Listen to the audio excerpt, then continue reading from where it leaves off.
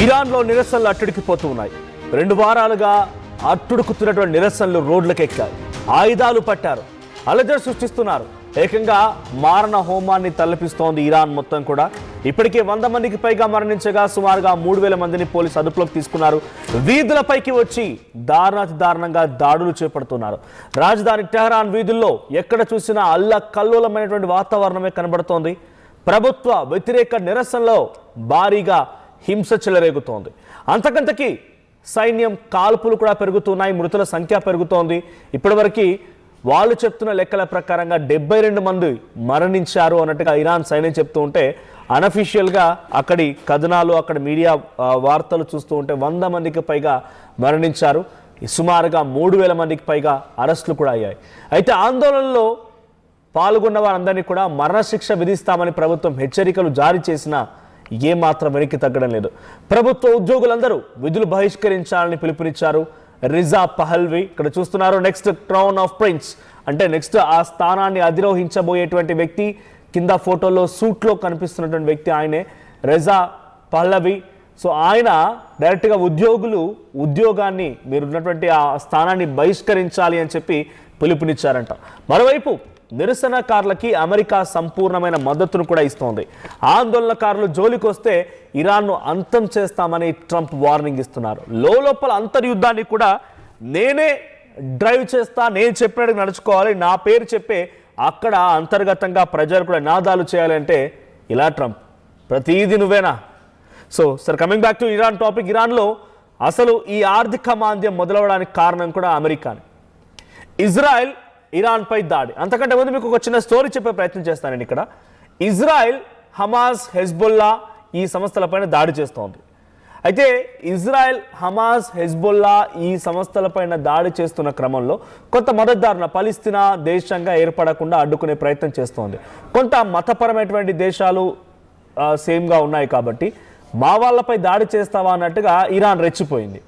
Yemen హౌతీలు కూడా అమెరికాపై రెచ్చిపోయారు. ఆ రెడ్ సీ ఒకటే ఒక దారి. ఇజ్రాయెల్కి ఏమైనా వెళ్ళాలి సముద్రం మార్గం వెంటానంటే రెడ్ సీ దాటుకొని వెళ్లాల్సిందే. రెడ్ సీ దగ్గర కాపలా కూర్చున్నటువంటి యెమెన్ హౌతీలు ఆ రెడ్ సీలకు వచ్చేటువంటి అమెరికన్ షిప్స్ని పేల్చేశారు, కుప్పకూల్చేశారు. ఒక్కటంటే ఒక్కదాన్ని కూడా ఆ రెడ్ సీ వెంట వెళ్ళనివ్వలేరు. సో ఇజ్రాయెల్ ఆగిపోయింది. ఇజ్రాయెల్లో ఉన్నటువంటి ముసాద్ లాంటి వ్యవస్థలు మొత్తం కూడా ఎప్పటికీ చాలా పటిష్టంగా ఇంటెలిజెన్స్ వ్యవస్థలు ఉంటూ ఉంటాయి. హెమెన్స్, ఆ తర్వాత హౌతీలు, హెజ్బుల్లా, లిబియా, సిరియా ఈ నగరాల దగ్గర జరిగేటువంటి కొంత ఇజ్రాయెల్కి వ్యతిరేకంగా జరిగినటువంటి చర్యల్ని అడ్డుకునే ప్రయత్నంలో భాగంగా ముసాద్ ప్రయత్నం చేసి వాళ్ళందరినీ అంతమొందిస్తూ వస్తోంది. ఏకంగా హమాస్, హెజ్బుల్లాకు సంబంధించినటువంటి చాలా మందిని కూడా అంతమొందించడమే కాకుండా అక్కడ ఉన్నటువంటి చాలా కీలకమైన నగరాలు గాజా పైన కూడా దాడి చేసే ప్రయత్నం చేసి గాజాలో 80,000 మంది మరణించారు. 80,000 మంది ఒకరగా నిద్ర కాదు. ఆ తర్వాత కొన్ని లక్షలాది మంది రోడ్డుకి ఎక్కి కనీసం తిండి తిప్పలు మానిపోయారు. అప్పుడే సడన్గా ఇరాన్ ఎంట్రీ ఇచ్చింది. ఇరాన్, హమాస్, హెజ్బుల్లా ఈ వ్యవస్థల్ని కాపాడుకోవడం కోసం ఇజ్రాయెల్పై దాడి చేయడం మొదలుపెట్టింది. మా వాళ్ళపైన దాడి చేస్తావు అన్నట్టుగా ఇజ్రాయెల్పై దాడి చేస్తూ ఇజ్రాయెల్పై వార్నింగ్ ఇవ్వడంతో ఇక ఎలాగైనా సరే ఇరాన్ మాపై దాడి చేయడానికి సిద్ధమైంది కాబట్టి ముందస్తు చర్యల్లో భాగంగా మేమే దాడి చేస్తామన్నట్టుగా ఇజ్రాయెల్ ఇరాన్పై దాడితో రెచ్చిపోయింది. ఇక వరుసగా ఒకరిపై ఒకరు దాడి చేసుకున్నారు. సుమారుగా వారం 10 రోజుల పాటుగా తతంగా నడిచింది. ఆ తర్వాత సడన్గా ట్రంప్ వచ్చి ఇరాన్ దగ్గర న్యూక్లియర్ ఉంది, ఇరాన్ న్యూక్లియర్ వాడాలనుకుంటోంది, ప్రపంచ దేశాల అశాంతికి కోరుకుంటోందని చెప్పి ఆ న్యూక్లియర్ స్థావరాలపైన, వాళ్ళ ఎయిర్ క్రాఫ్ట్లు ఎగిరేటువంటి ప్రాంతాలపైన, వాళ్ళ కీలకమైనటువంటి స్థావరాలపైన దాడి చేసింది అమెరికా. ఇక అక్కడి నుంచి ఆర్థిక మాంద్యం మొదలైంది. ఉన్న వ్యవస్థల్ని కుప్పకూలిపోయింది, ఎయిర్ క్రాఫ్ట్లు దెబ్బతినిపోయాయి, ఆయుధ సామాగ్రి పూర్తిగా నాశనం అయిపోయింది. యుద్ధం చేయాలంటే అప్పుడున్న సిచ్యువేషన్లో సరిపోయే పరిస్థితి లేదు. అమెరికా లాంటి దేశం ఒక దేశాన్ని దెబ్బ కొట్టింది డైరెక్ట్గా వార్ వెపన్తో ఉన్నప్పుడు డెఫినెట్గా కొన్ని ఆటంకాలు ఉంటాయి. ఇక దాని నుంచి బయటపడాలి అనేటువంటి ఒక క్రమంలో అనేక రకాలుగా అప్పులు చేయాల్సి వచ్చింది. కొంత డెమోక్రటిక్ పాలన నుంచి కొంత స్ట్రిక్ట్ అవ్వాల్సి వచ్చింది. అలీ ఖమేనీని ఒకప్పుడు సుప్రీం లీడర్గా సుమారుగా 47 ఏళ్ల పాటుగా ఆయన యొక్క అధికారంలో ఆయన కనుసైగలు నడిచినటువంటి దేశం ఒక్కసారిగా ఆయన అక్కడి నుంచి వెళ్ళిపోవాలి, ఆయన నివాసాలపై దాడి చేసే పరిస్థితికి వచ్చింది అక్కడి ప్రాంత ప్రజలు మొత్తం కూడా. ఇరాన్లో అక్కడ కరెన్సీ పేరు రియాల్ అని ఉంటుంది. ఆ riyal $1 is equals to 1,40,000 riyals, అంటే 1,40,000 రూపాయలు. అమెరికా $1 విలువ రియాల్స్లో ₹1,40,000, అంటే ఆ స్థాయిలో పడిపోయింది. తినడానికి కొంత ఇబ్బంది అవుతోంది, ప్రతిదానికి కూడా ప్రజలపైనే భారం మోపడాలి. సో ప్రభుత్వం అప్పులైపోయింది, దేశం మొత్తం దీనావస్థలో పడిపోయింది, ఆర్థిక మాంద్యం ఏర్పడింది కదా అని చెప్పి దాని భారాన్ని, ఇందాక ₹1,40,000 అని చెప్పాను, ₹1,40,000 కాదు, ₹14 లక్షల. $1 విలువ ₹14 లక్షల. ₹14 లక్షల ఎంతటి ఆర్థిక మాంద్యం అక్కడ కొనసాగుతుందో అర్థం చేసుకోండి. ఇక పూర్తిగా దీనావస్థలో ప్రభుత్వం ప్రతిదీ కూడా ప్రజల దగ్గర నుంచే దోచుకోవడానికి సిద్ధమైపోయింది. ప్రజల దగ్గర నుంచి తీసుకురావాలని చెప్పి రకరకాలుగా వేధించడంతో పబ్లిక్ అంతా కూడా రివోల్ట్ అవ్వడం ప్రారంభించారు. దాంతో ఆ కరెన్సీని మార్చేశారు. రియాల్ నుంచి ఇరాన్ కొత్త కరెన్సీ తోమన్ అనేటువంటి పేరుతో కరెన్సీని మార్చేశారు. కరెన్సీని మార్చడం మూలంగా కొంత మాకు బెనిఫిట్ అవుతుందేమో అని చెప్పి అనుకున్నారు, కానీ ఏమాత్రం బెనిఫిట్ అవ్వలేదు. ఏకంగా సుప్రీం లీడర్ అలీ ఖమేనీ అక్కడి నుంచి పారిపోవాలి, వెళ్ళిపోవాలి, చంపేస్తామనే రకంగా బెదిరింపులు కూడా వచ్చాయి. మళ్ళీ ట్రంప్ వచ్చాడు. మళ్ళీ వచ్చి మీరెవరైనా కనుక నిరసనకారులపై దాడి చేస్తే వాళ్ళ దేశంలో జరుగుతున్న నిరసనలో కూడా నువ్వే డ్రైవ్ చేయాలి, నేనే చెప్పాలంటే ఇక నీ అంతటి అహంభావి లేకపోతే అదే రకమైన దురాలోచన వ్యక్తి ఎవరు ఉండరేమో బహుశా. అయితే ఇక్కడ ఇంకొక ట్విస్ట్ ఏంటంటే, అటు ఇరాన్ అధ్యక్షుడు, Iran supreme leader Ali Khamenei Russia వెళ్ళాలనుకుంటున్నాడు. రష్యాకు వెళ్తే కొంచెం సేఫ్గా ఉంటారు, బికాజ్ అటు చైనాకు వెళ్ళినా లేకపోతే ఇస్లామిక్ కంట్రీస్ అయినటువంటి ఖతార్, సౌదీ, ఇంకా ఏది ఇతర దేశాలకు వెళ్ళినా కూడా ట్రంప్ను పసిగట్టగలుగుతాడు, నా దేశ ప్రజలు పసిగట్టగలుగుతారు, వాళ్ళు వచ్చి నాపై అటాక్ చేస్తారు, నేను చచ్చిపోతా. కాబట్టి నాకున్న ఒకే ఒక్క ఛాన్స్ ఏంటంటే అది కేవలం రష్యా మాత్రమే. ఎందుకంటే రష్యాకి అమెరికాకి మధ్య కోల్డ్ వార్ జరుగుతున్న విషయం తెలిసిందే.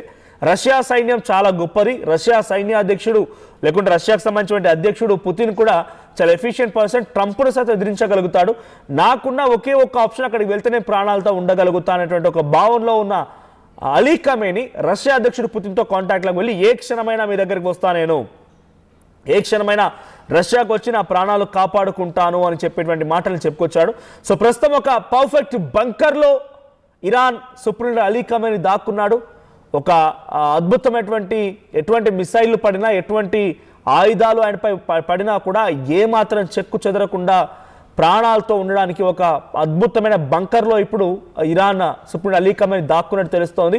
ఏ క్షణమైన ఆయన బయటికి వెళ్ళిపోయే అవకాశం ఉంది. ఆయన తర్వాత ఆ కుర్చీని అధిరోహించేది రిజా పహ్లవి. సో కింద ఫోటోలో కనిపిస్తున్న వ్యక్తి ఆయనే. సో రాత్రికి రాత్రి రెజ్యూమి మారిపోబోతోంది అనేటువంటి మాటను ఆయన చెప్పుకొచ్చాడు, బట్ అది సాధ్యపడలేదు. 2 రోజుల క్రితమైన ఒక ట్వీట్ కూడా చేసుకొచ్చాడు. కానీ ఇంకా అక్కడ అంతర్యుద్ధం కొనసాగుతుంది. United states supports the Brave people of Iran. అక్కడ ఇరాన్లో యుద్ధం జరుగుతున్నటువంటి సిచ్యువేషన్, ఇరాన్లో అంతర్యుద్ధం జరుగుతున్న సిచ్యువేషన్లో వారిపై ఎవరిపైనా కనుక మీరు కట్టడి చేసినా, దాడి చేసినా, హతమార్చినా, అరెస్టులు చేసినా అమెరికా మళ్ళీ రంగంలోకి దిగుతోంది అనేటువంటి మాటని చాలామంది అక్కడ చెప్తున్నారు. మార్కో రూబియో అక్కడ యుఎస్ జనరల్ సెక్రటరీ, ఆయన యుఎస్ సెక్రటరీకి సంబంధించినటువంటి ఆయన నుంచి ఆ ట్వీట్ అది. ఎవరైతే ఇరాన్లో ఆ సుప్రీం అలీ ఖమేనీకి వ్యతిరేకంగా పోరాడుతున్నారో వారందరినీ బ్రేవ్ పీపుల్గా సంబోధిస్తూ యుఎస్ సపోర్ట్ చేస్తుంది మీ అందరికీ అని చెప్తున్నారు. ఒకసారి రోడ్లపైకి ఏ రకంగా జనం వచ్చారు, వారంతా ఎటువంటి ఆందోళన చేపడుతున్నారు, ఒకసారి విజువల్ చూద్దాం.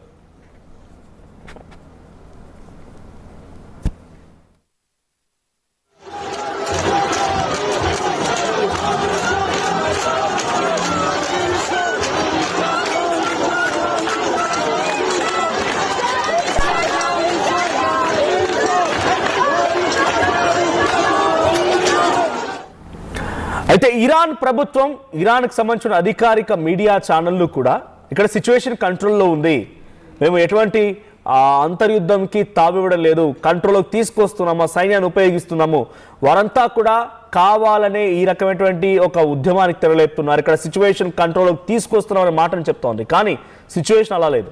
రోడ్లపైకి భారీగా జనం రావడం, చిన్న పిల్లలు అందరూ కూడా, చిన్న పెద్ద అనే తేడా లేకుండా అందరూ వచ్చి రోడ్లపైకి భారీగా వాళ్ళంతా చేరుకొని ఆందోళన చేపట్టాలి. వాళ్ళ చేతిలో గన్లు కూడా వచ్చాయి, ఎక్కడి నుంచి వచ్చాయో తెలియదు, కానీ ఫైరింగ్ చేస్తున్నారు, రాళ్ళు రువ్వుతున్నారు, రకరకాలుగా సైన్యానికే చుక్కలు చూపిస్తున్నారు. ఇదంతా కొనసాగుతున్న తరుణంలో అమెరికా మళ్ళీ ఒకసారి ఆ బ్రేవ్ పీపుల్కి మేము సపోర్ట్ ఇస్తామనేటువంటి ఆ మాట చెప్పడంతో మరింతగా ఇరాన్ రెచ్చిపోయే అవకాశం ఉంది. కానీ పాపం వాళ్ళకి తెలియని విషయం ఏంటంటే ఉక్రెయిన్ని కూడా ఇదే రకంగా రెచ్చగొట్టి అక్కడ పెట్టుబడులు తీసుకొచ్చుకున్నాడు. పాకిస్తాన్ కూడా ఇదే రకంగా రెచ్చగొట్టి పాకిస్తాన్లో తమ స్థావరాన్ని ఏర్పాటు చేసుకున్నాడు. చైనాని ఇదే రకంగా రెచ్చగొట్టాడు, బంగ్లాదేశ్ ఈ రకంగా రెచ్చగొట్టాడు, శ్రీలంకను రెచ్చగొట్టాడు.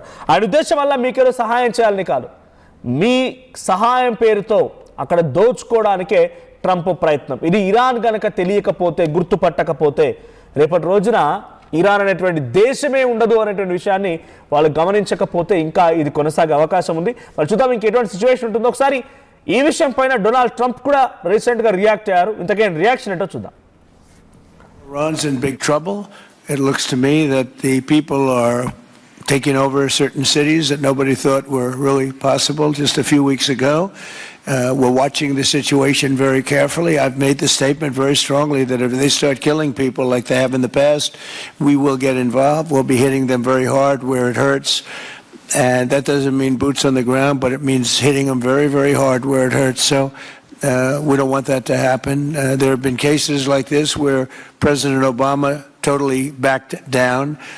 But this is something pretty incredible that's happening in Iran. It's an amazing thing to watch. They've done a bad job. They've treated their people very badly, and now they're being paid back. So let's see what happens. We're watching it. We're watching it very close. Right. Trump డైరెక్ట్గా ఇరాన్లో ఈరోజు జరిగిపోతోంది, ఇరాన్లో ఈరోజు జరుగుతుందని నవ్విస్తున్న అందరినీ. దానికి comedy సెటైర్లు అవుతున్నాయి ఆయనకి.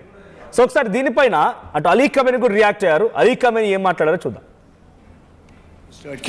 امروز آمریکا غلط میفهمه مسائل رو، محاسبش اشتباهه و غلطه. اون روزم هم آمریکا هم که پشتیبان رژیم پهلوی بود، هم پهلوی خطای محاسباتی داشتن، اشتباه میفهمیدن. تقریبا 10 روز قبل از حادثه 19 دی، 10 روز، فقط 10 روز قبل از این حادثه، رئیس جمهور آمریکا در تهران در جشن ژانویه دربار پهلوی یک نطقی کرد. سرش گرم بود دیگه، انواع مسکرات و انواع اینا سرش گرم بود. در اون نطق گفت ایران جزیره ثبات هست. 10 روز بعد قضیه قم اتفاق افتاد. این نشون میده اینا ایران نمیشناختن. گفت جزیره ثبات هست ایران. از شاه تعریف کرد، تمجید کرد، گفت ایران اینجوریه. 10 روز بعدش قضیه قم اتفاق افتاد. ایران رو نمیشناختند، هنوزم نمیشناسن. ایران رو نشناختند و غلط برنامه ریزی کردند. امروز هم نمیشناسند و غلط. So Iran's in big trouble. It looks to me that the people are taking over certain cities that nobody thought were really possible just a few weeks ago. We're watching the situation very carefully. I've made the statement very strongly that if they start killing people like they have in the past, we will get involved. We'll be hitting them very hard where it hurts. And that doesn't mean boots on the ground, but it means hitting them very, very hard where it hurts. So we don't want that to happen. There have been cases like this where President Obama totally backed down. But this is something pretty incredible that's happening in Iran. It's an amazing thing to watch. చరిత్ర సృష్టించినోడు ఇప్పుడు ఆ చరిత్రని తిరగరాయబోతున్నాడు. అబద్ధాల గోడల్ని బద్దలు కొట్టి నిజాలను రాగా మీ ముందుంచబోతున్నాడు. నిజమైన వార్తల కోసం వెంటనే డౌన్లోడ్ చేసుకోండి రా యాప్ని.